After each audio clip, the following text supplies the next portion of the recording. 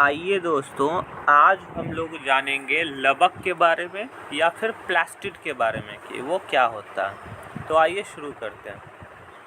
अब लवक जो होते हैं या प्लास्टिड लवक जो होते हैं वे सिर्फ पादप कोशिकाओं में ही पाए जाते हैं। देखिए, बहुत इम्पोर्टेंट ये पॉइंट है दोस्तों कि लवक जो होते हैं वो सिर्फ पादप कोशिकाओं में पाए जाते हैं, यानी कि ये जंतु कोशिका में लवक नहीं पाए जाते हैं।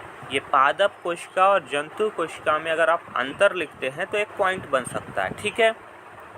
अब ये कोशिका में क्या होते हैं, कोशिका द्रव में चारों ओर बिखरे हुए होते हैं। आकार में यह अंडाकार हो सकते हैं, तस्तरी नुमा हो सकते हैं, ठीक है। इसके अलावा भी ये भिन्न भिन्न आकार के हो सकते हैं, जैसे तारे नुमा हो सकते हैं, फीता नुमा हो सकते हैं, कुंडलाकार हो सकते हैं, आदि हो सकते हैं, ठीक है। अब लवक जो होते हैं पादप कोशिकाओं वो 3 प्रकार के होते हैं। 3 प्रकार के लवक पाए जाते हैं। ल्यूकोप्लास्ट, जिसे हिंदी में अवर्णी लवक कहते हैं। क्रोमोप्लास्ट, जिसे हिंदी में वर्णी लवक कहते हैं।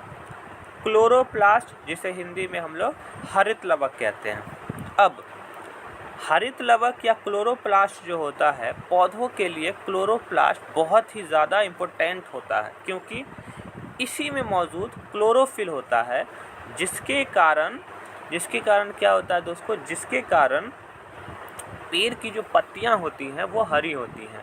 इसके अलावा क्लोरोफिल क्या करता है, सूरज से आने वाली किरणों को ट्रैप करता है और एनर्जी के रूप में यूज़ करता है, ठीक है।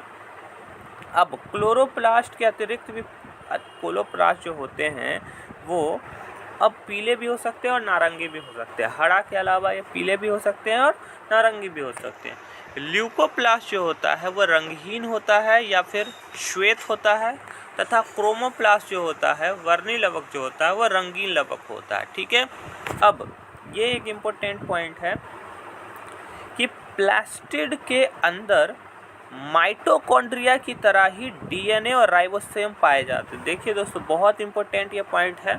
जैसे कि हम लोगों ने पढ़ा था कि माइटोकॉन्ड्रिया में भी अपना डीएनए, अपना राइबोसोम होता है, उसी तरह से प्लास्टिड के अंदर भी माइटोकॉन्ड्रिया की तरह ही अपना डीएनए तथा राइबोसोम भी पाए जाते हैं, ठीक है। अब ज़रा इसके कार्यों को समझते हैं, ठीक है। यहाँ पे मैंने लिखा है, हाईलाइट किया है।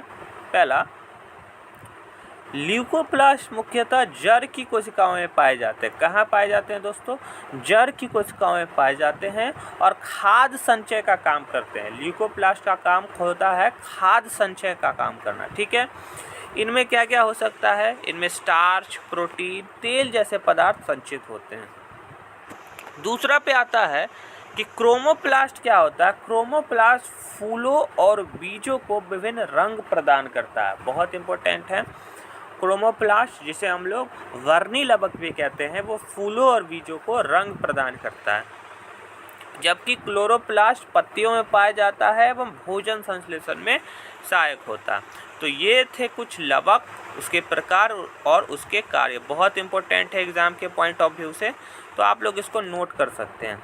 आगे हम लोग आगे क्लास में आगे पढ़ेंगे, ठीक है दोस्तों।